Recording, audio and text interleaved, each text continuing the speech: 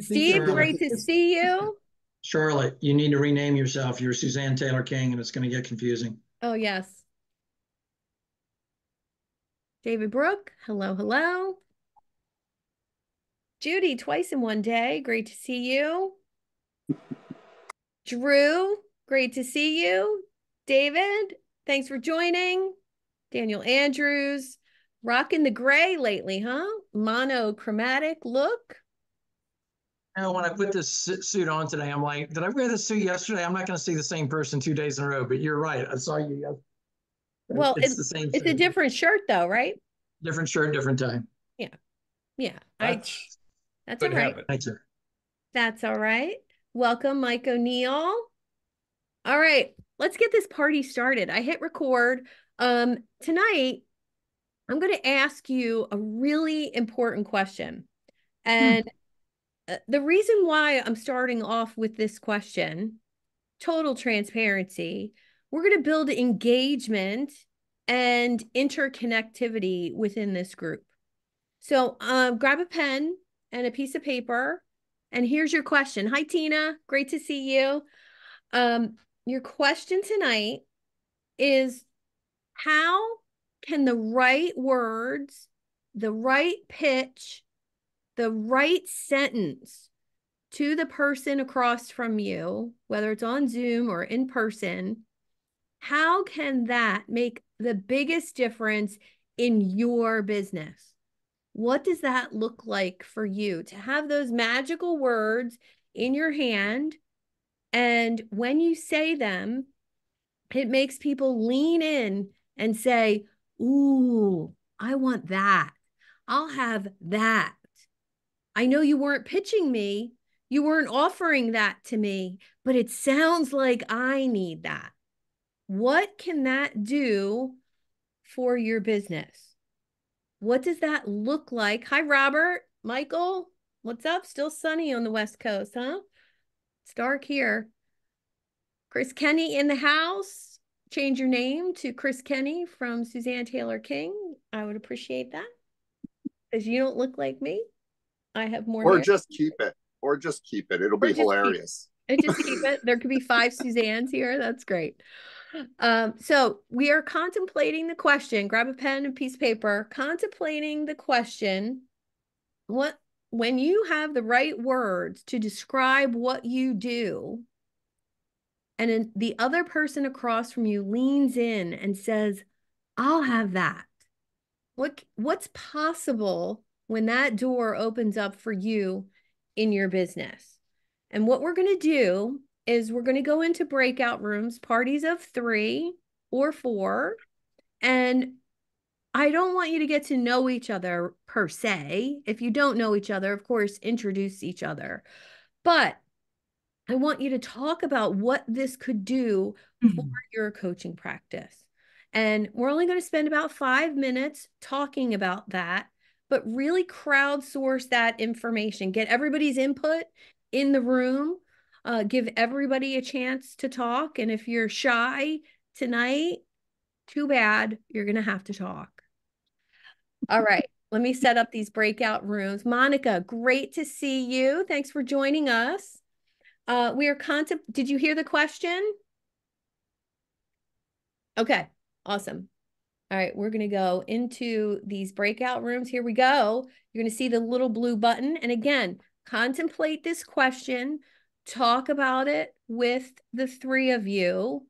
And then from there, we're going to come back into the room and we're going to discuss that. And then our guest speaker tonight is going to entertain you and wow you. And we'll have some hot seat spots available. Here we go.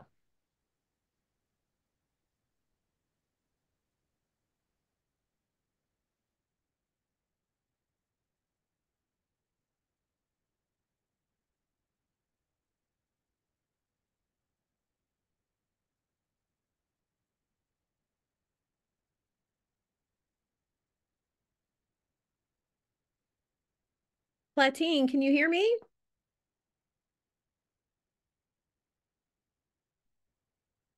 Hello, hello.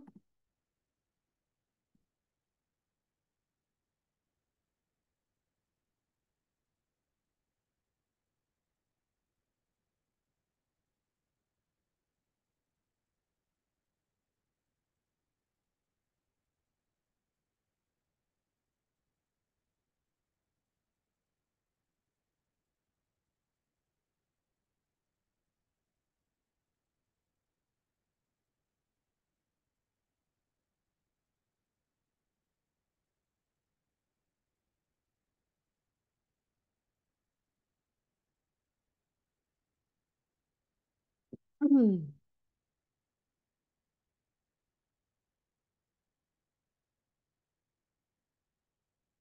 I should ask you first. Go next. Where? Why? For me. 6 3 7. What's going on? Reminder. I made a. By the time that I wake up tomorrow morning, this mask will be completely clear and change texture. It's actually super comfortable to wear, so I'm going to go to sleep and you will see exactly how my skin looks in the morning. Wow. I didn't know that. You're telling me now for the first time. Wow. Oh my God, it's gorgeous. 2 floors. Yeah, I mean, Seema said it was a lot of space, and she wasn't kidding. How many bedrooms? It's 4 bedrooms, 3 bathrooms. It's extravagant, I know, but I figured there's me, there's Aiden, there's me and Aiden, and then Aiden has 3 kids, and plus I just have a lot of clothes. You do. I do. I have chills. I can see you here. Yeah, so can I. Can you see me here too? Because I'm definitely moving in with her. Did Aiden love it? He hasn't seen it yet. You're the first wave. As we should be. And I have some other news. I would tell you to sit down, but there's no chairs. So whether or not, this place is it, I'm selling my apartment. That is more shocking than the 4 bedrooms, 3 baths. Are you really that sure, Carrie? Yeah, I am. It hit me the other day, like, why am I holding on to it? For what? The man I love won't set foot in there. It's time, and it feels right for me, for us. So it says here that you hit your husband with a chair? Why'd you hit him with a chair? Because I couldn't lift the table. So it says here. If you don't do this. Did anybody else know this fact about Post Malone? Because I didn't. Back in 2008, I was heading to the grocery store. Saw a guy hitchhiking. So I was like, I'm going to help this guy out. So I pulled over. I said, hey, man, where you heading to? That shoot, wherever the good Lord takes me. That I heard that. Hop in, man. I'll give you a ride. Well, he hops in, and we start making small talk. I said, what's your name, man? He said, some people call me Post Malone. I said, like a fence post? He said, yeah.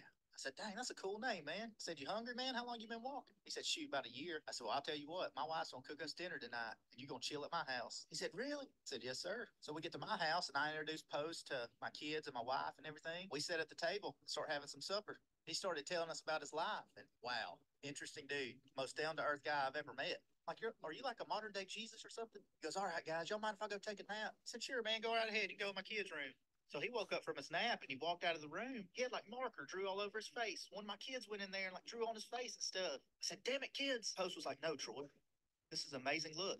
This is just what I was missing. I said, that stuff on your face right there? He said, yes, I'm complete now. I said, huh. I said, Post, before you go, man, I want to show you my 1988 Chevy Silverado. I said, yeah, there's a problem with the flux capacitor on it, and I can't get it going. He said, man, back in 1984, I was a Chevrolet master mechanic. I said, you shitting me. He said, no, I can go get it, run it for you. That's what we did. So who knew that Post Malone in 1984 was a Chevrolet master mechanic? This is a crazy world. Did anybody else know this? Tongue blade will allow. Shouts out to everybody who got through the day without taking a nap. Pulled an all dayer. Pretty tough, yo. Shouts out to. Gesture for translation is the same. Come test out these 2 vacuums.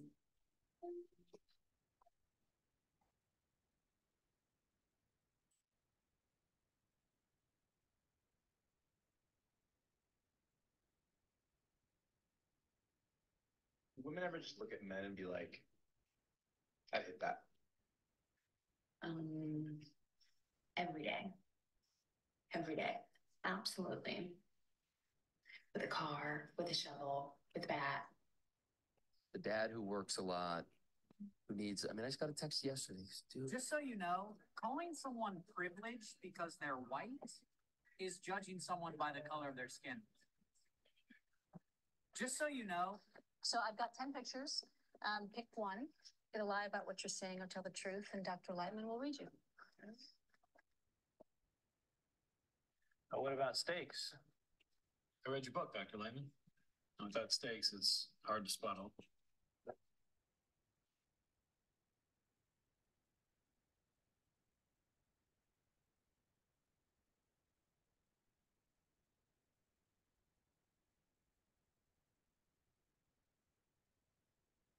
You're on mute.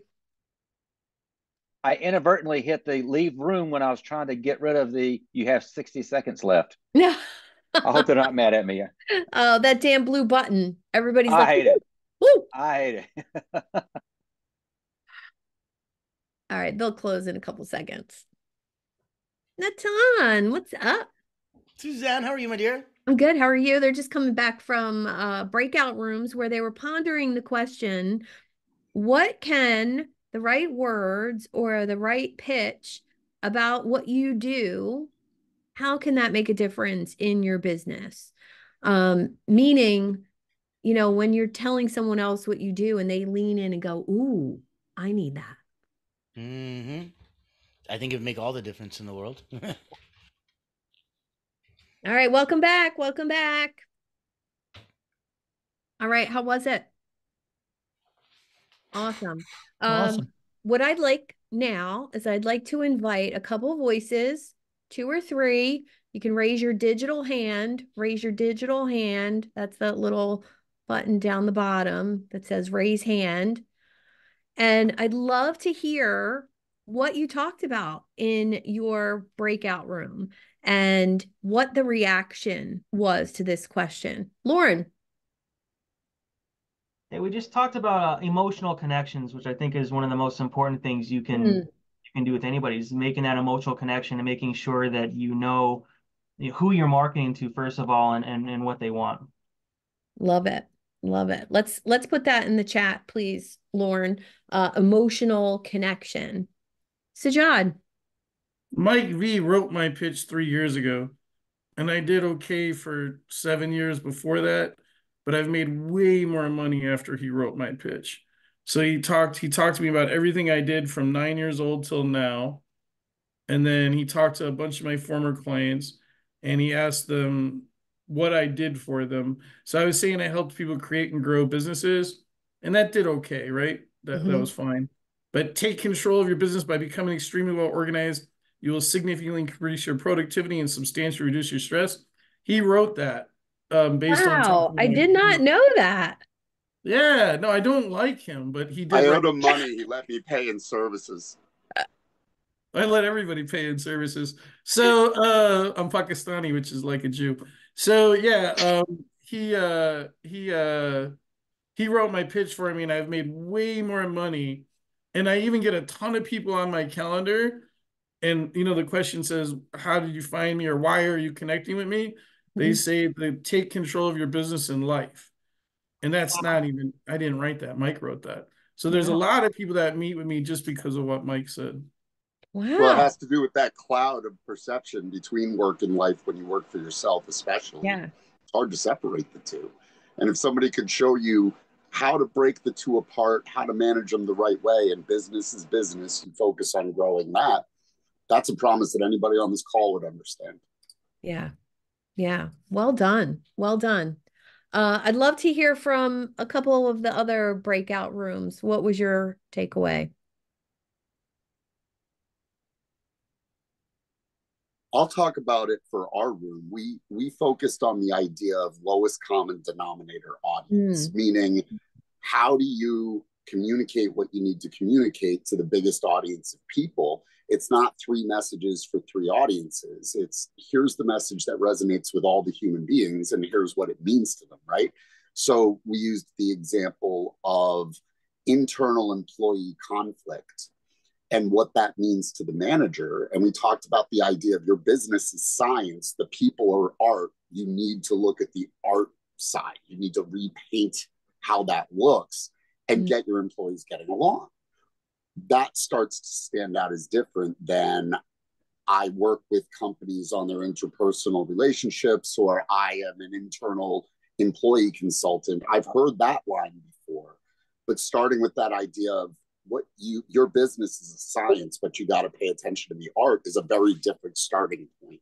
Yeah. Thought it made a lot of sense. That definitely pulls at the linear and non-linear, viewpoint. So you're going to catch more people with that. Yeah. I mean, think about if I'm presenting a pitch, I need to pitch an idea to an investor, to a partner, and to a customer. All three of them are human beings who think in stories. They think in narratives. There's no, if it's a 10-page deck, the first 8 should be identical for all three audiences. The last 2 are, what does it mean to you, investor, partner, customer? But you can't have 3 messages in 3 audiences. You have one business with one message that speaks to the broadest audience in the easiest terms. Beautiful. Mike Verret, everybody. He's our speaker tonight. Thank you. He didn't even should start shut up yet. now then. He didn't even start yet. So that's just the tip of the iceberg with him. Anybody else would you like to share? Please, in the chat, put your takeaways from the breakout room. And that information is going to go right to Mike, because this is awesome information for our speakers to have. Getting this crowdsourced information. That's what this activity is called, crowdsourcing. When we ask the audience what their takeaway is from that question, and then coming back into this breakout room and offering what you talked about in that breakout room actually gives everybody a learning chance, and you're learning from the other rooms, which I'd love to still hear from one more of the breakout rooms. Come on, don't be shy. Don't be shy. Go in the wall. I'll work at not being shy, Suzanne. Okay, thank you. One of the bigger message was, it's really, people love to talk about themselves. So how can you bring it out that they talk about themselves in relationship to what your one sentence was? And doing it in one sentence through pretty much everybody in the room. How do you do that in one sentence? But the bottom line really was allowing them to talk about themselves so that you really get to know who they are rather than just what they do. And Dorothy, it is a pleasure to see you. Good to see you again, Mike. All right. Well, now let's dive into Mike. Mike is one of the original people that I met when I first started my LinkedIn engagement journey. When I first started, and those of you who know me know that I follow people and I read what they write, and maybe I interact, maybe I comment, and Mike stood out from the very beginning of my LinkedIn journey. And not only because of the way his content spoke and taught, but it was no fluff, no BS, right to the point. And I met with him and got the same exact persona when I met with him. It wasn't like his content was one thing and he was something else. He fixes your pitch, and that's all he does. And I'm really excited for him to talk to you tonight. Mike, I'm going to put you on feature on speaker view. And you want to give me a time frame to hit? 5 or 10 minutes, and then we'll get interactive, take questions, and maybe do a little hot seat pitch fixing. That sounds good. Okay. Good evening, everyone. It's good to see a lot of you again and some new faces. Love meeting new people. I am ensconced in my cellar in my house in Rhode Island, and I have bulkhead access. My commute is from the patio door to the bulkhead. And I sit down here and I help businesses answer one question that none of us, all of us, are asked all the time. What do you do? And it seems like it should be easy. The challenge is all of us, we know everything about our business. Our audience only needs to know a small piece of it. And finding that small piece when it's your business is really hard. It's needle in a haystack kind of stuff. I liken it to an author writing a book. Stephen King writes a new book, 400 pages, next bestseller. Now it comes time to write the sales pitch, the blurb. He can't do it because every word on those pages is important to him. And he's not going to be able to parse out what's important, how they need to. All of that is lost when you know everything.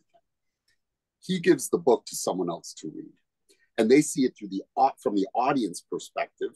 It takes no time for them to write that for him, because they're able to distill it down to what is actually important to the audience as opposed to what the author sees. And the truth is, we all go through the same challenge.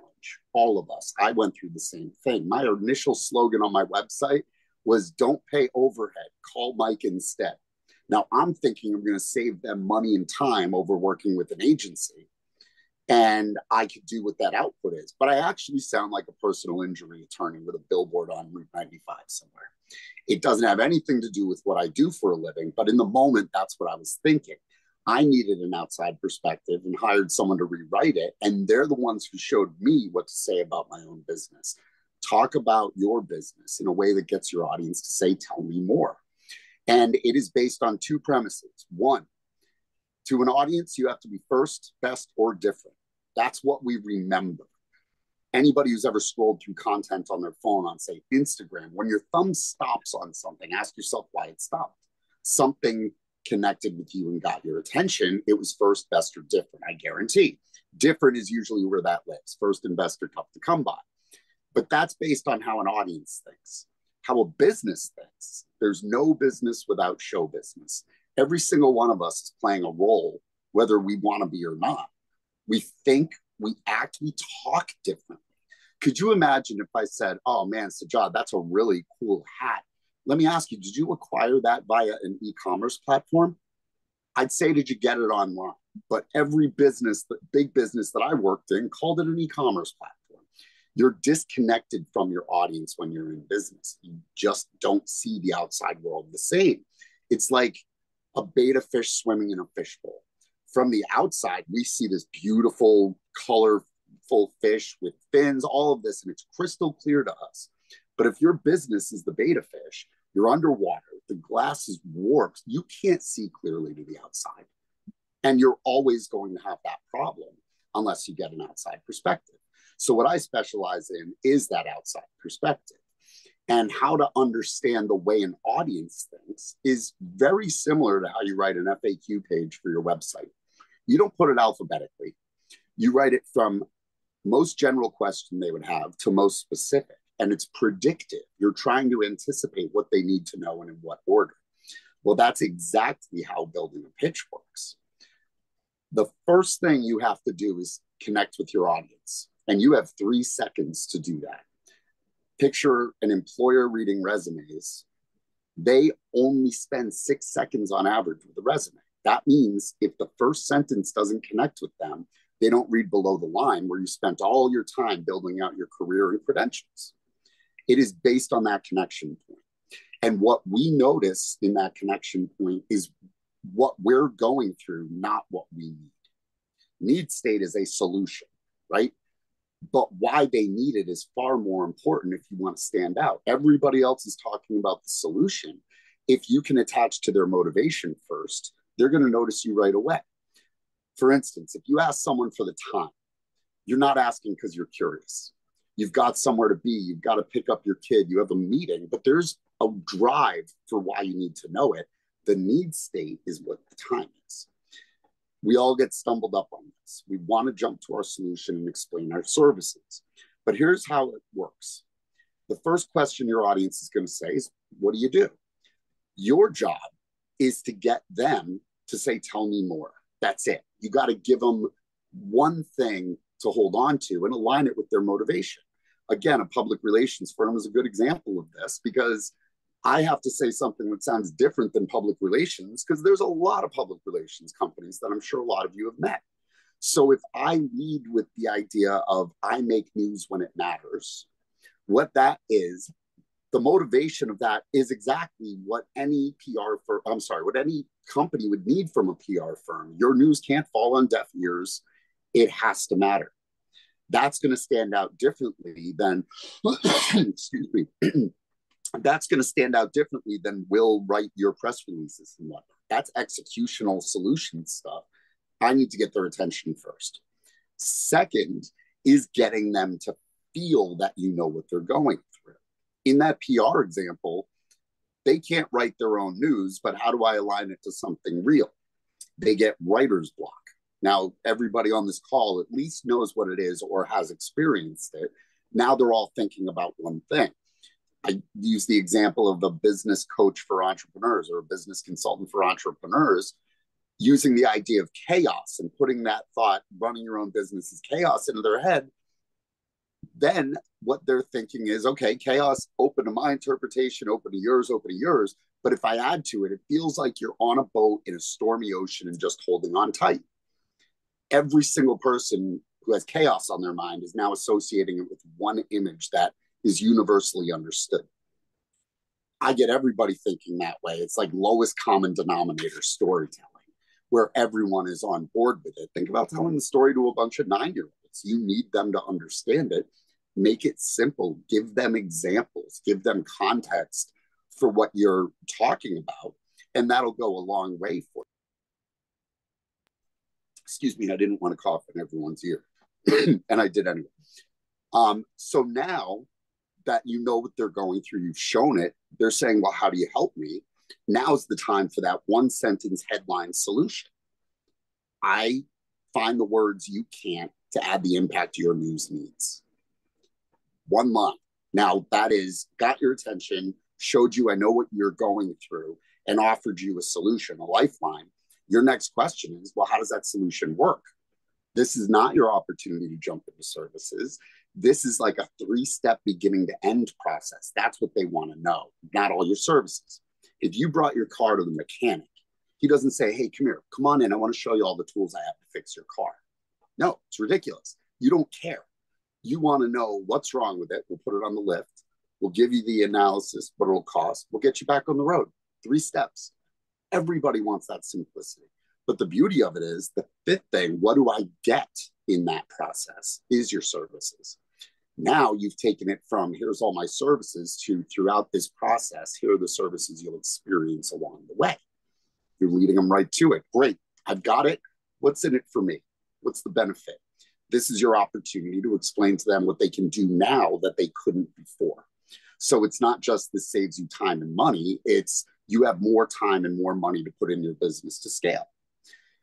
Next question, have you done this before? Can you prove it works? This is validation. This is your opportunity to explain, yeah, it works, and here's examples.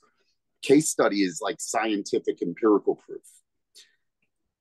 Testimonial is social proof. We all know how powerful that can be. When's the last time you bought something on Amazon because the brand told you to? You look at the stars, you read the reviews to see what actual customers are saying about it. They want to know if you can do what you can do. And after that, it's like, okay, I see the solution, how it works. I understand the services. Looks like I'd be better off. And you've proven you've done this before. Yeah, I'll take your card. Let's set up another meeting.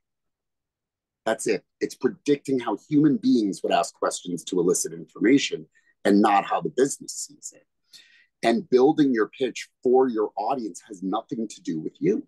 You guys mentioned this actually. People like to talk about themselves. That's 100% accurate. But it comes from a good place. It comes from the place of I know what I'm talking about. I want to show my expertise and I believe I can help people. Now, that could be a good thing or a bad thing, depending on where you put it in the order of information, right? For instance, a business coach writes a book. That is an act of passion. Now, if I go to that business coach's website and at the very top, look, I wrote a book is the message I see, I don't care. Unless you're Danielle Steele, I don't care. I'm there for a business coach. But imagine if I tell my story the right way and I move that book to the bottom as validation and call to action, I'm going to sell a hell of a lot more books. And that is the kind of stuff that people don't see when they're inside their own heads and their own business. It's really hard to identify those opportunities. The outcome needs to be clarity, crystal clear what you're talking about, consistency, same thing everywhere, and simplicity. You don't need to over-explain stuff. You don't need to jump into details unless they ask you. Keep it simple. That's the goal.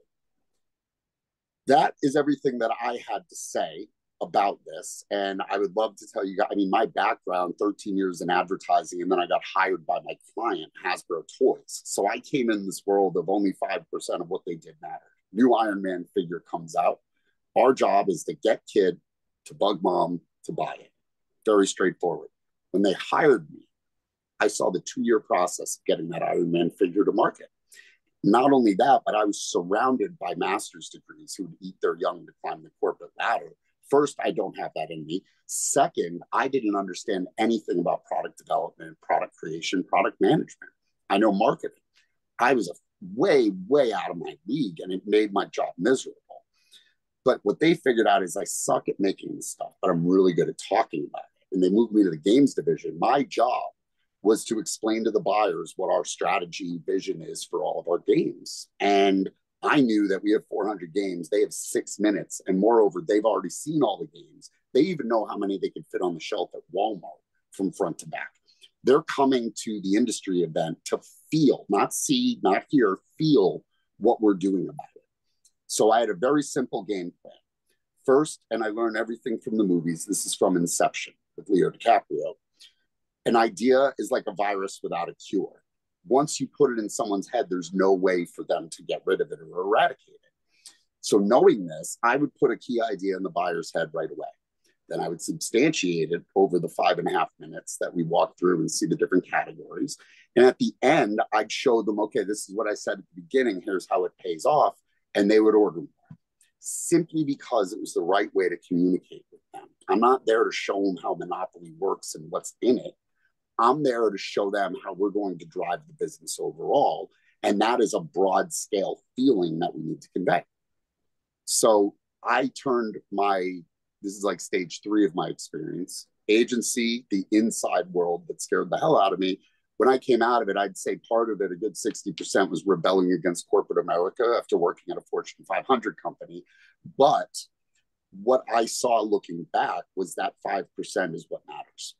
And I turned my role into just walking in the audience's shoes for my clients and showing them what the audience actually sees and how they actually think. And it's something that is hard to see from the inside. But what I'd like to do is demonstrate it for you guys and show you sort of how all of this works. My goal in this exercise is to give you an insight about your audience and the right way to connect with them. So think of that one sentence that Dorothy was talking about. How do you create that the right way to speak to your audience? It's hard when it's your business. So I am going to open it up to the floor. And I would love it if somebody wanted to volunteer and answer the simple question, what do you do? I'm going to bring you back to gallery view. And I know my friend Martine is here. He had his hand raised. Put your digital hand back up, Martine, if you have a question. And Drew had his hand up first. So hi, Drew. Let's go to Drew. You're going to have to come off mute. And how you doing, Mike? I love the mindful man movement. That's awesome. Thank you, my friend. I was going to you? volunteer to be on the hot seat. So nice. Whenever that's, I would love that's to do now. That's now. Right now. You're like, I just just heard both of you. Can everybody see that it's Mike and Drew? Awesome. All right. Good. All Technology's right. working right. I know. Right. Here's what I would try. I would say, I am Drew Duraney with Profit Compassion, leading the Mindful Man movement. I specialize in connecting with men who have faced divorce or are frustrated in their current relationship or dating site experiences. I understand your challenges. Entrepreneurs and those in middle management, whether you continually seek validation from others or need a better understanding of your identity, I've been there too. My mission is to guide men away from silent struggling and suffering. I provide services where men can experience how I've helped others break free and achieve confident decision-making, assertiveness, productivity, and strong mental health. It's time to start thriving together. Drew Duraney, Mindful Man Movement, redefine strength, embrace purpose. I love it, Drew. And that idea of mindful man movement is fantastic. In my mind, that's like join the movement is the solution, right? But what every person, every man that you were just mentioning, whether it's trouble at work, it's divorce, depression, whatever that is, let's make a supposition on where it's all coming from. And there's probably a damn good reason why you're only talking to men. It's the man of it all. And the idea of removing the hunter gatherer mindset. I mean, traditionally, the man is the guy going to work, and up until about 40 years ago, this was the case anyway, but carrying over that, it's not machismo, it's expectations. And if a man is reduced from a VP of a position to working at a Dunkin' Donuts or bartending, he's taking a lot of that pride with him, right? So what I see the mindful man movement as is actually removing the barrier of being, of manliness, of thinking like a man. Removing that barrier to get where you want to go would be that motivation first. The movement, joining this movement of men who feel just like you, and it's, you know, it's a tribe at that point. That's where mindful man movement comes in. But set the stage for all of the men. It can't be divorce, problems at work, middle management. It's got to be right to that lowest common denominator. They all have the same thing in common. They're men. Men feel this programmed need to be men, to be the provider, whatever. Even if they're not, that still comes back to them because it's just programmed. So ultimately, if you start with the idea of you're too much, like the man in you is creating too many problems, you need to remove the man from the situation. Like, that's the issue that they're dealing with. So if you start there, everything else flows perfectly. You give examples of what people are going through. You introduce this concept to them of how you can all work together. You put different examples in place of, like, it could be a divorcee, it could be a middle management, it could be dating life sucks, whatever it is. You're speaking to men about being men and getting being a man out of their own way. How'd I do? No, that's wonderful. Absolutely. Okay, good. Love it. By the way, I'll remember 50% of what I say, these hot seat things. It's a good thing. It's a good thing Suzanne's recording it. Thank you, sir. Appreciate it, my friend. You're welcome. Good to see you. We'll record it. We'll transcribe it for you, Drew. Thank you. Awesome. Thank you, Drew, for playing. Thanks, Drew. Good to see you. All right, we're gonna go to Lorne at Spotlight. Here we go. How are you? Hey, thank you, Suzanne. And hey, thank you so much for doing this. This has been very insightful already. And I'm happy to be in the hot seat here. Would you like to hear my 1-minute pitch? I can't wait. Does it have anything to do with the lion? Not quite, but mine didn't have anything to do with the dog or a lighthouse. All right, so make your podcast, online platforms, or corporate media stand out with purpose-built videos that spark curiosity and evoke emotions the way you want them to today. Do you share videos online every day? Well, you can outsource your video editing to save money, time, and free up mental headspace. So all you really have to do is love the video and then post it. If you host online events, we can repurpose it into interactive, artistically customized, and engaging video shorts to maximize your return on investment. You know, 86% of businesses worldwide use video in their marketing plan, but not nearly as effectively as they could be. And that's because nobody knows your company and your goals better than you and your own team. So what you really need is a video editor who will conceptualize your brand's vision, philosophy, and value and personality. Match yourself with a creative that asks the right questions. Hop on my calendar today, and we'll talk about your video marketing goals. Nice. And I understand exactly what you do. I love it. And you're pointing to a lot of the issues that people run into. Save time, save money, experience doing it, right? I don't know how to produce a video and distribute it the right way necessarily, but I know I have to. So go back to the idea of the author and the blurb. What you're going to see from the outside in them is going to be what matters. And if they're projecting the wrong tone, the wrong message, the wrong just everything in the videos that they're creating internally, the problem is much bigger than time and money, because they're trying to convey value in what they have, but their audience, if they don't see it, you don't have value. It's just not there. I mean, that's the reality. So I'm thinking you need to start somewhere along the lines of show people who you really are in your video through your communications. And the issue is they're never going to be able to show who they really are if they're creating it internally, because it's don't pay overhead, call Mike instead. I mean, people do this all the time. I worked with Melissa and Doug Toys. This was during the pandemic. They were trying to shoot video of products that would replace the in-person effect of those industry shows I discussed. And they made 30 videos. And the VP of marketing calls me and says, you need to come in and help. He sent me a few of the videos. It's a really uncomfortable looking salesperson talking to the camera saying, "Hi, my name is Tony, and this is the little type workbench. And as you can see, it has a hammer." And they're stammering all over themselves, and they're forced to stare at the worst eye in the world, the camera lens. And it is so uncomfortable. You're not getting any feedback. I explained this to them and said, what you need is like the Rachel Ray show. And I'll be Rachel Ray. And the people who come on to show their stuff, that's your salespeople with all their stuff. And instead of Rachel Ray, I'm going to play an inquisitive buyer. And what happened is I asked the questions about benefit to mom, learning things, all of that that's not in the box. And I would ask it to them as questions. And it would look like this. I'd ask them a question this way, and then they'd answer this way. They never had to look at the lens. They just had a conversation with me, and it was replicating exactly what you want your buyers to see. They can't get out of their own way when it comes to video. It's as simple as that. It's not about standing out. It's about creating the right content that converts to clients. So start with that idea. If your video isn't showing the real you, you're not going to convert through your content.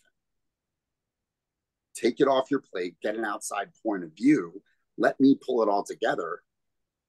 And you've got something to drive to social media, to live on your website, to populate your YouTube channel, to live in your advertising.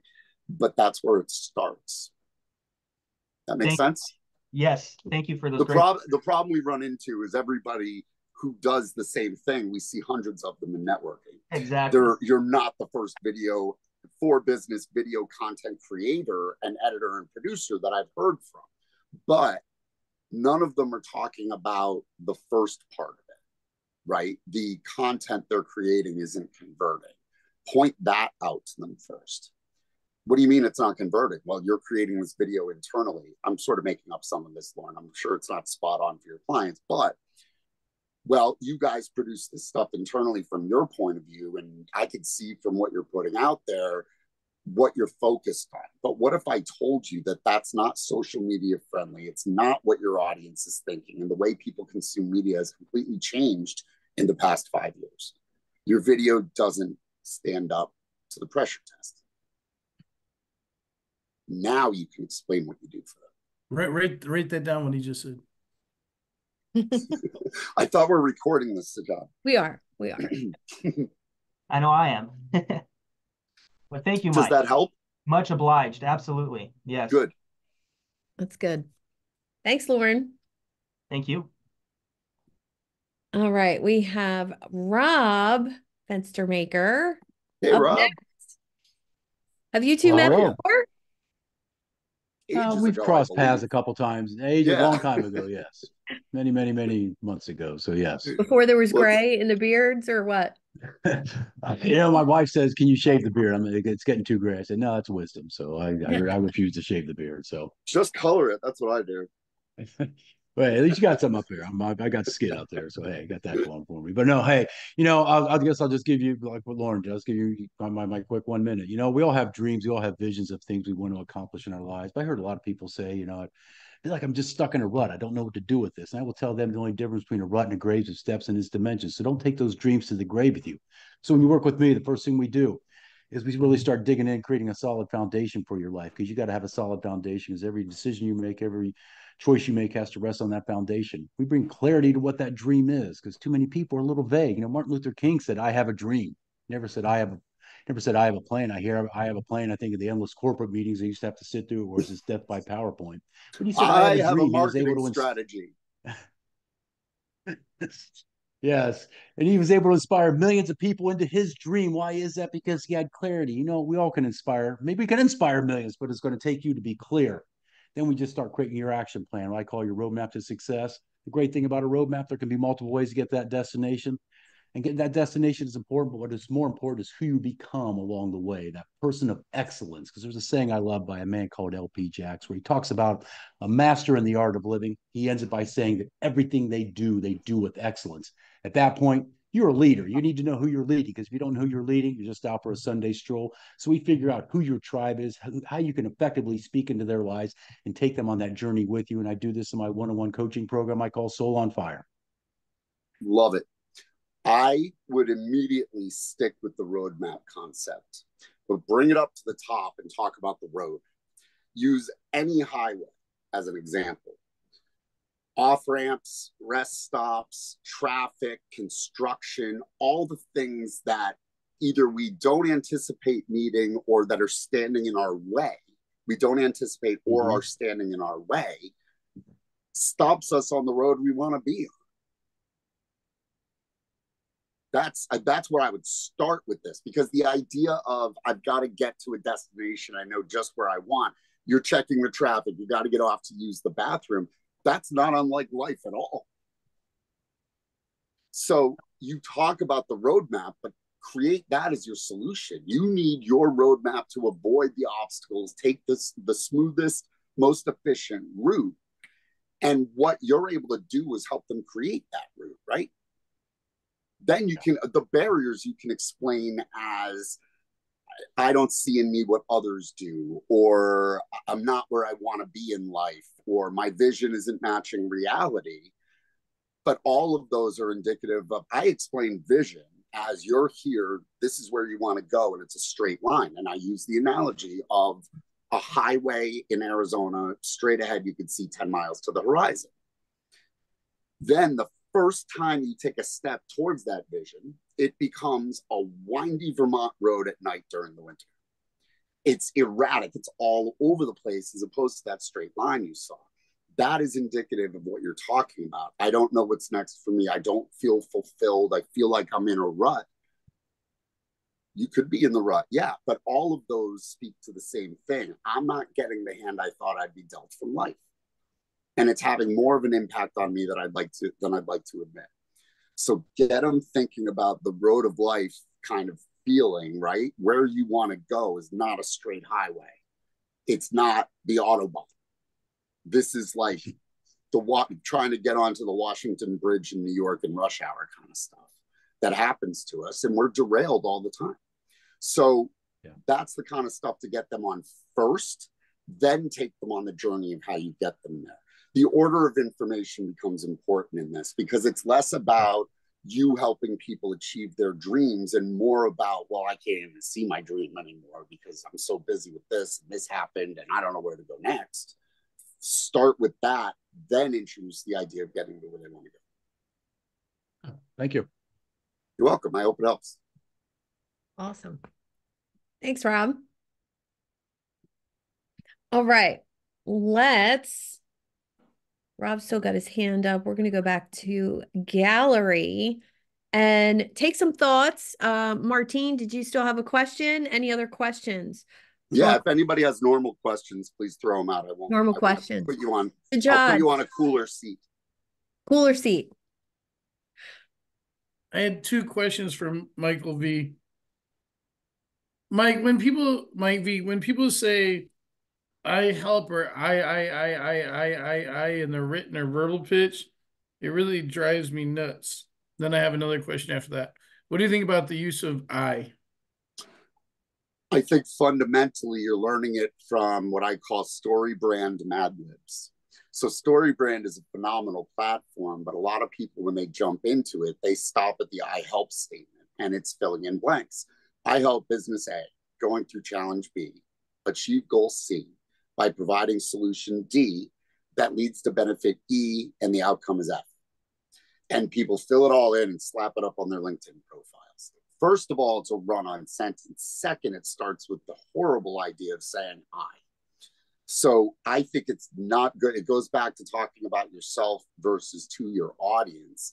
I wouldn't say I build pitches. I would say build a pitch that sells, something that's more active towards the audience. Okay, I only have two more thoughts. In the written pitch, a lot of times people put their contact info being their cell phone and email. And I only want people on my calendar. I train my clients to do the same. What about giving out? Well, what about asking for people to contact you in the way you want them to actually contact you? So that's a great point. Where do we drive people? What's the funnel of response? Okay. not a sales funnel, not a lead funnel, a response funnel. How do you get people to take that next step that you want? Now, I would argue if you go through this process and get to the point of what do you want me to do next, you've got them under your control already. But my goal, when I used a website, when I had a different website, my goal was always click on my Calendly link and get on my calendar. I don't want there to be an impediment. I don't want there to be a long back and forth conversation on email. I just want it to be as simple as possible. And using Calendly, first of all, I know exactly, people are popping on automatically. I don't have to bring them in through other avenues, right? But more importantly, I use Calendly to get a lot of information on the way. Like, what do you want to talk about? What's your website? How did you hear about me? That's really valuable intelligence. So my goal is get them to do the one thing that is most important.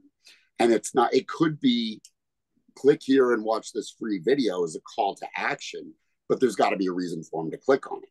You can't give them a bunch of things to do, and you want to focus on here's what to do next. If you want to talk more, here's my calendar invite. They feel like that's direction, they want instruction on what to do next. It's awkward talking to people and trying to figure out, hey, you want to switch information and stuff? So make it easy for them. Here's what you should do. Click on my link, schedule time, and let's have a conversation if you want to find out more. Perfect call to action. Suzanne, can I make Mike V look great one more time? Yeah, sure. Verret, I already knew all your answers, so just send me like 100 or whatever. My children are starving. Probably. I haven't met them, but they're most likely hungry. Thank you. To reinforce one of your points, Dono, don't laugh at me. I can see you laughing at me, homie. Sell them what they want, right? So I've been no, get them to buy what they want. Well, hold on, let me finish my thought, and then you run your mouth forever. Well, you had it wrong from the jump. I'm just trying to get you back on the tracks. Listen, little brother. What I'm saying is, though, I have one of my current clients where I'm handing him deals, right? And then he's thinking about what they need to be doing. And they are wealthy people because poor people hate me and I hate them. All my friends are rich. And so then he's trying to tell them to do things a certain way when they just want things done. Sell people, wait, what'd you say? Well, let me say what I was saying, and then you do what you do, Mike Verret. Sell them, don't try to sell people things they don't want to buy. Sell them the thing they're looking for. Yes, that is fundamentally accurate. There are two things at work here. If somebody's telling you how to do something, for instance, increase your leads 20x using my system. Well, if you're in sales and lead generation, chances are your system is personality based. Type A, right to the point. Me, whatever that would be called, I'm going to talk to them forever and then sell them as the best man in their wedding or something like that, right? I want the engagement. Then there's the people who are like, can't we all just get along? And then there's the people who think in ones and zeros, right? That's copywriters, accountants, coders. They see the world very differently. That guy's one system based on how he sells will only work for 25% of the people on LinkedIn. Think about that. Because if it's personality driven and you're trying to fit this, real introverted square peg into this really extroverted round hole, that person is going to fail. And all of that comes into play when you're selling what you have to offer. But the other side of this is, if done right, they're saying, I want to buy it. You're not selling something to them. You're introducing something to them and telling them why they need it. And they're the ones who are saying, I'm going to buy that. So it's not about selling yourself. It's not about selling their problem that you solve. It's just simply how you communicate with them the right way. That's what it comes down to. Like, if you tell me about something, I remember when I was a lot younger, I think I was like 12 or 13, the Electrolux vacuum salesman came to the door. And my mom, nicest woman in the world, hey, I'm here to show you the Electrolux vacuum. Can I come in? And she says to the guy, yeah, but you don't have a snowball's chance in hell of selling me a vacuum. In 10 minutes, she bought a vacuum. And it was 100% because the guy hit it off with him. He knew exactly what to say. It's not about ever have those dust bunnies and stuff. It's more practical than that. It's like, this cord is better. The service is better. It's going to save you money over time. But the effect of how he presented it was like, damn it. All right, he got me. But he made her buy it. He didn't force it down her throat. He didn't try to sell it based on what she needs. He told a story that got her to buy it. And ultimately, that's what we all need to be able to do. And can I add something, Mike? It's your show, lady. I know, but I just have to say, if the person in front of you doesn't need what you offer, this doesn't work. That's when you need great referral partners. And that's what Tom Gay has taught me over the years, that to know other people's pitches, to know who you can send that business to and have that be reciprocal is really beautiful. All right. I will tell you what makes it even easier. I'm sorry, but what makes it even easier, if you're in a networking group of this many people, right? And everybody goes through and says what they said, says what they do, talk about their business. Human restriction in our head, you're only going to remember 3 people from that. Mm-hmm. That's all we can remember. If you've ever looked at a phone number and went to write it down, I guarantee you're going back and checking the last 3 or 4 digits for accuracy. It's because we remember 3 things at a time. My phone number growing up was 784-7968. That is rote memory. But if I heard it for the first time, I'm better off remembering 784 and 7,968. 2 things. So considering that, the goal is to be one of those 3 people that stands out in everyone's mind, that is memorable. And that goes a lot longer. If I know if I could be memorable on a call, my calendar starts to fill up, right? And that's good for us. The way I approach being memorable is very different from how other people do it. Like Sajad, he's got his approach, but it's not memorable for memorable's sake. You don't dance on the street corner holding a sign dressed as a clown selling the pizza place down the road. It's different in their mind. And that's what it all tends to boil down to. Is Martin next? Yeah, let's go to Martine and then we'll go to Charlotte. Martine, how are you? Oh, we can't hear you.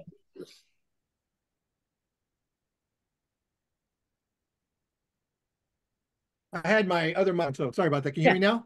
Yep. Okay. Hey, Mike V. So how are you, Martine? One of the things that I'm struggling with and is being more bold in my communication. And this is the thing, like when I coach, I'm like very, very bold. I don't hold anything back. I'm in there. Like I'll give you an example. Like 2 of my clients, one of them plays on the Buffalo Bills, the other one plays on the Rams. So I'm like dealing with like pro athletes. I'm dealing with like CEOs. But when I am like sitting in front of a room trying to give a elevator talk, it's just like I'm such a wuss, man. I'm just like this, like, hey, And so the thing I'm working on is being more bold and like almost to like the level of being arrogant. And that for me is like a tough thing. Not that I'm not arrogant, but it's tough for me to like to step out there. So I'm, the type of elevator speech I'm looking to do is just like a bold, badass speech, something like, in the world where integrity, confidence, and quick decision making are critical, you've got to stay sharp. And if you're the kind of guy that needs results, you're ready to take action in your business, let's have a chat. I'm Martin Lopez, your mental performance coach. Let's jump on a call and have some real talk. Like that's right. So give me an example. I don't care who the athlete is. Give me the Bills athlete and what that particular instance, what they were going through and how you helped them. This one is just got cut. Is probably going to get cut. And they want to prepare themselves to like get back to the gym and get ready, to get picked up again. So it's like the mental game. They're like, they're getting their butts kicked. They're not starting, it's like, he's a good player. Like I'm just as good as everybody else, but that kind of thing. I see exactly where you're going with this. And I think I'll give you some objective feedback. Yeah, in please. What you said, I had no idea that you were a mental fitness coach. So we got to overcome that first. Thank you. Yeah. And if you're comparing it to Mental performance, not mental fitness. Sorry. I'm sorry. I don't catch everything perfectly. Mental performance is probably what I meant to say. But you're talking about athletes, which is a great entry point, and find the drive that you need to find. What's holding them back? So if I'm thinking about this Buffalo Bills player, he had two ways to go. He could have chosen to be like, oh man, I'm getting traded. I don't know what's going to happen next. Or he could stand the hell up and say, I'm not letting this beat me down and I'm going to get strong up here and keep going forward. Yeah. That could be applied to just playing in the game, right? Like a professional quarterback's got a lot of weight on him. And how he has to manage that is that mental performance that you're talking about. So the first thing you want to do is align to the mental performance piece before anything else. If you're able to deliver the mental performance mentality of pro athletes, that's a pretty cool thing to talk about, and you can back it up. So start with something that's stupid simple about the mental performance and align it to what's in the way, right? You are standing in your own way. Physically, you know what you can do, but asking, should I, what if this happens? I mean, that's exactly what you just told me you're going through about your elevator pitch. You have no problem talking to the guy on the Buffalo Bills, but when it comes to talking to a group like this, you start to, it's all because you're talking to the person who's got it going on in their head, and you on the outside can see exactly what they're going through. But when it comes to explaining exactly what you do, you can't just say, oh, it's magic. You've got to be able to communicate it. So start with the strength of recall, right? Or the automatic recall. People understand what mental strength is, being mentally strong, right? And what you have to do is remove those restrictions that are holding them back. Get back in the gym. Get back in the mental gym. Start to get goal oriented. What is your vision? Get back on your feet. Like all of that needs to resonate with them. So you've heard, when you fall down, just get back up. I would argue, screw you. I've got to deal with a lot of stuff up here before I'm ready to get up again. So I think in the shoes that you walk in, your perspective, especially coming from the pro athlete level, is that no matter how far down the barrel we think we are, mentally we can get back out. If I am a skier, I'm not a pro skier, I love skiing, let's say, and I break my leg skiing, I could easily say, well, I'm never skiing again. That seems like a terrible idea. Look what just happened. Or you could say, this isn't holding me back. I'm going to get back on the slopes in 6 weeks after the doctor told me it'll take 10. It is a mental shift. It's how they get back focused on what really can happen and not what they see. Is that helpful? Very much. Yeah. Okay. I know it's kind of late in the day, so I may be carrying on a little bit. I think, thank you very much, guys. So what I got from you is like, it's what is the thing that everybody deals with? Like the world's beating you down. Like when the world's beating you down, like we can all, and you have to manage your mentality. In managing your mental game is more important than anything. And if you think about, let's go back to human nature here. Yeah. We are really, really good at being self-critical, but we're terrible at being congratulatory. Yeah. And it's simply because the only living thing in the world that has ego, that puts something out on what they think is looking back at them. You ever see a dog poop in the park? Everybody has. My dog looks at me when he goes, it freaks me out. I had to look it up. I'm watching his back while he's in his most vulnerable position. That's what he's thinking at the time. If you saw a human doing that, whole new ball game, right? That person's insane. I'm calling the cops. That's disgusting. It's because it's a human being and not a dog. We're programmed at some point, fight or flight. We jumped in and said, whoa, should I run or should I fight? What if I do this? What if this happens? I got to think about this. I'm not ready to go yet. Oh man, I didn't take this into consideration. That's us. That's what we have become.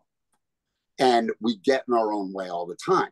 So in your case, Martine, if you're able to point out this idea of you're stuck in your own head because you're you. You're stuck in your own head because you're the only one questioning this. I liken it to presentation skills. I would talk about this all the time in the workshops I did. The what ifs.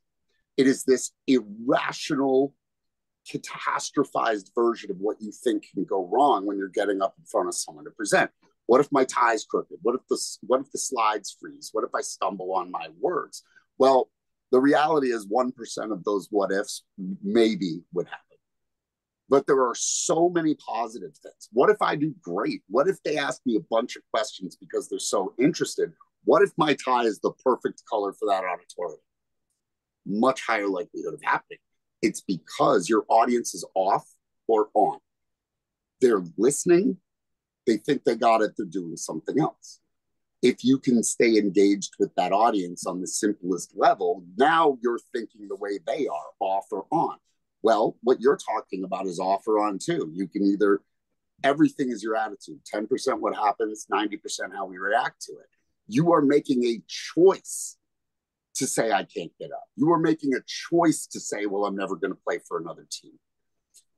That's the only thing you have control over. Everything else is out of our hands. He can't change the fact he's about to get let go, but he could certainly choose how he's going to react to it. Yeah. Awesome. So that's sort of the motif and the crux of what I hear and what you do. Yeah, I got goosebumps. Thank you. Yeah.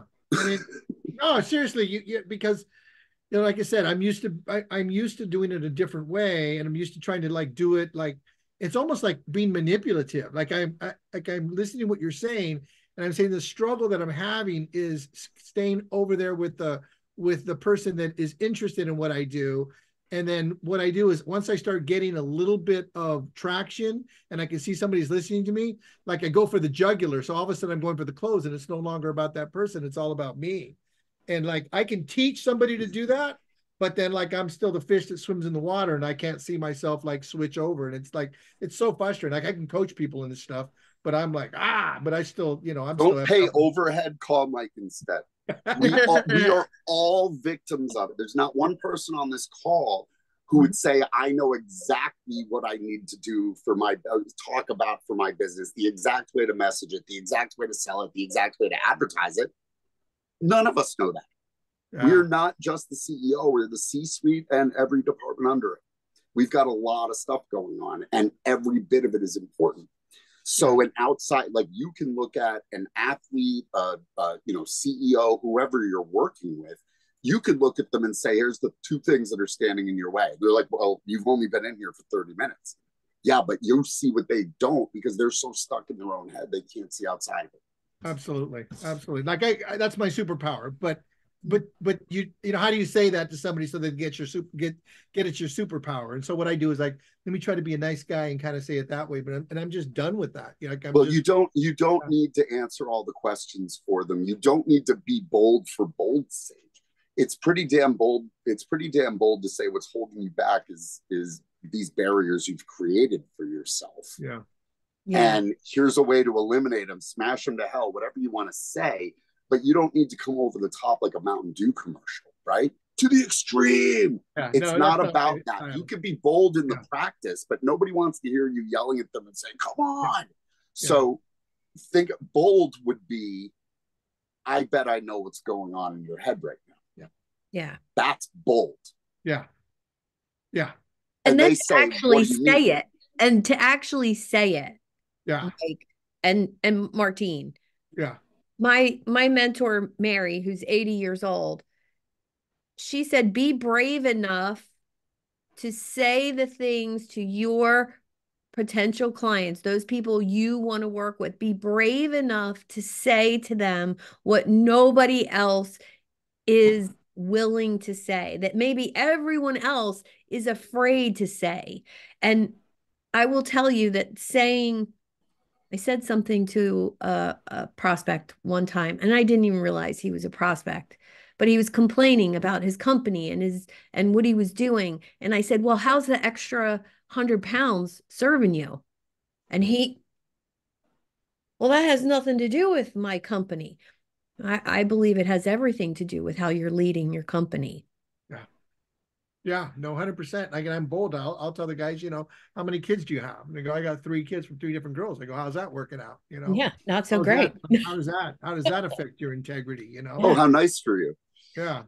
And they're like, fuck, excuse me, like, fuck you. And it's the same time. It's like, yeah, but if that's got a charge, then let's work on that, and that creates a shift. And I can do that. Like, I can do that in the agreement. What I'm looking to do is to take, and not the arrogance, but like what you're saying, Mike V, is like, and Suzanne, is like that level of certainty, that level of willing to, like, deliver to that person and not try to deliver to everybody. Like, I'm delivering. Well, it's you got to figure out what resonates with everyone and start there. I'll give you an example. We had to sell more Monopolies. Monopoly is a game you buy once for $15. You keep it for 20 years. You replace the thimble with a real one. And it's not a frequency, certainly not a frequency, certainly not a luxury purchase, right? Yeah. So all the quantitative and qualitative and focus group analysis was done. I'm sure they spent thousands of dollars on it. But one of the brand managers said, hey, look what I found on BuzzFeed, a poll that said 50% of people cheat when they play Monopoly. So we're off and running with that concept.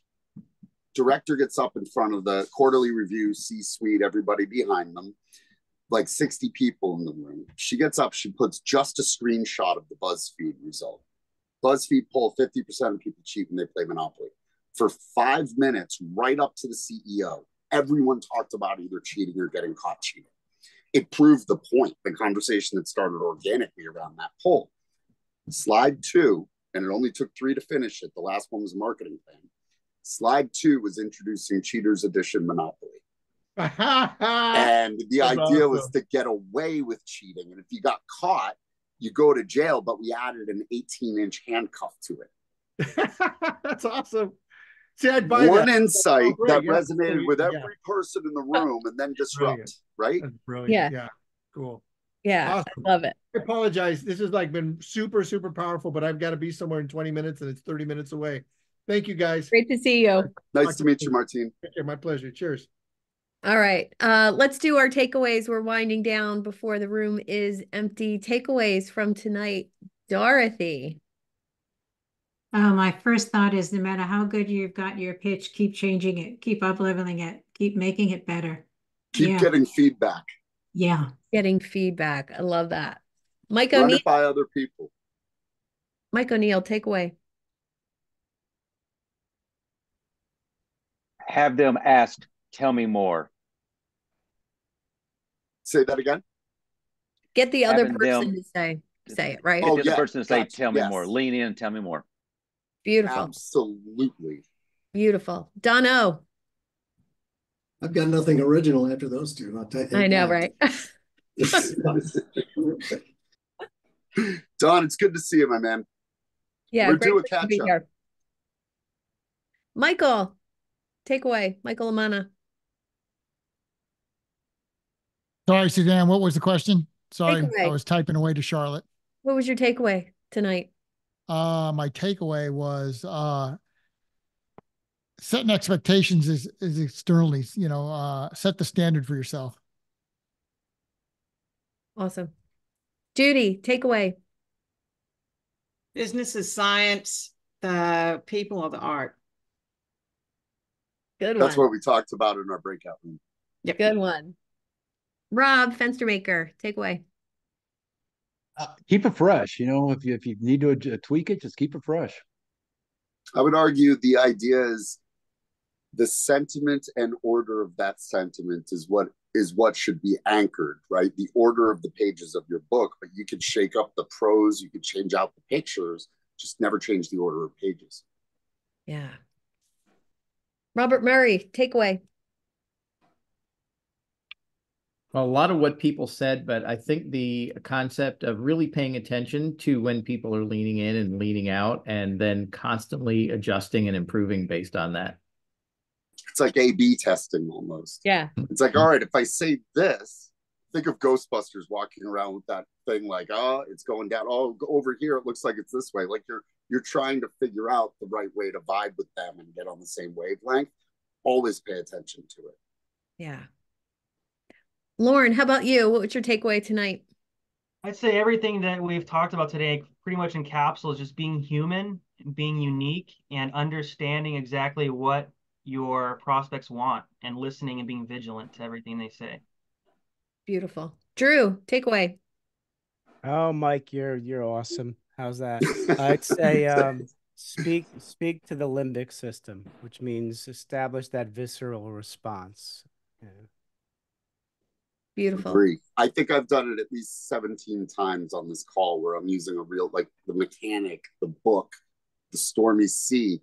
Those are all meant to elicit a bunch of reactions all focused on one concept.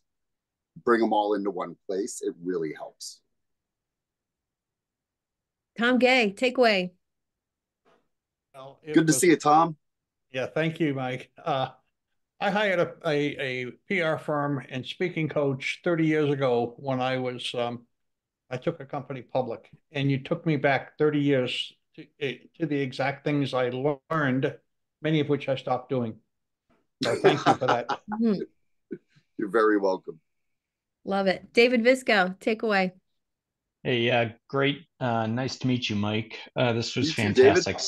So many takeaways, but I really like the analogy of the roadmap and the off ramps and the rest stops. I love that. So thank you very much. Maybe you're in California and a rock slide covers the highway for 6 days. Things come up, right? Yeah. That's great. Shit happens. Shit happens. Sajad, takeaway. Well, Mike V solved my biggest problem tonight. I've always struggled mostly with self-confidence. And then, like, people judge each other based on race, gender, sexuality, obesity. And like, if a person like him can get in front of other people, I'm thinking anybody can do it. I knew this was going somewhere. Oh, wow. Somewhere endearing, of course. No, I feel way better about myself seeing you. Oh, good. I'm glad so I could brighten happy. up your day. So happy. Charlotte, takeaway. I appreciated your least common denominator statement and would love to see if I can get some more time on your calendar to kind of follow that train of thought. I'd just love to hash that out with you. Yeah, I would encourage all of you. I'll put my calendar link, or I don't know, Suzanne, if you have it or what the case may be. But I'll put my calendar link in the chat. Anybody who wants to just kick around ideas, say hi, other than Sajad. Anybody who wants to set up time. And then I'll definitely make sure that you follow Mike on LinkedIn. His content on LinkedIn, he's always just dropping wisdom bombs about, connecting with other people in your pitch and things you say. And sometimes he even does these great little practice sessions in the comments, and great value, Mike. Good job. Daniel Andrews, take away. That a pitch that sounds cute and good to me may not sound cute and good to other people. I need some outside perspective on that. Once again, don't pay overhead, call Mike instead. Right, exactly. That's a great one. Call Mike instead. Well, thank you, everyone. I'll hang out for a few minutes, and so will Mike. If you have any last questions or insights that you want to share, not kicking you out, but thank you for being here. Coach Conversations, same time next month, third Wednesday every month, 7 p.m. Next month is Jason Croft talking about interview skills and great questions to ask, not only your coaching clients, but if you have a podcast or if you do any type of one-on-one conversations, he's the master at doing that. He's my podcast producer, so you all get to meet him next month. And then next Thursday is the Idea Lab networking event that happens once a month. And that's about it. Polarizing Networking is tomorrow at 11. And thanks for being here. I appreciate everyone. And I hope, and I know that you found Mike's stuff valuable. And check out what Tom Gay is doing in his referral Academy. Tom, you have something coming up this Friday, right? Yes, I have the Rapid Results Workshop. Got about 100 people coming to that. And then I put a link into my, I have 400 people registered for my Art of the Ask workshop on Tuesday. It'll probably top out about 600 to 700 registrations, and I'm getting 50% show up rates. Nice. That's amazing. Wow. Nice. That's on Tuesday at what time? It's at 9 a.m. Pacific. Okay. And if you already have his thing, show up and advocate, because he's got a marketing deal with Alignable. Alignable is endorsing his product. You need to show up. Wow. That's fantastic. It's amazing. The other thing I wanted to I'll put in the chat for you is I have a free 20-minute video that explains my elevator method.